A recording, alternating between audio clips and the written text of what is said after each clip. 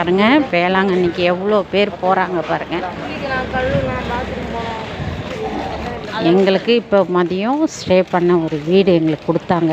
இப்போ நாங்கள் அந்த வீட்டில் ஸ்டே பண்ணிவிட்டு இப்போ நாங்கள் நடைப்பயணத்துக்கு தொடங்கிட்டோம். இப்போ எவ்வளோ பேர் போயிட்டுருக்காங்க பாருங்கள்.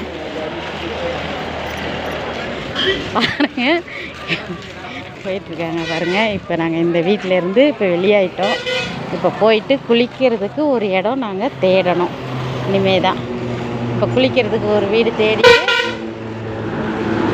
தேடிட்டோம்னாக்கா உங்களையும் தான் போடுறேன்.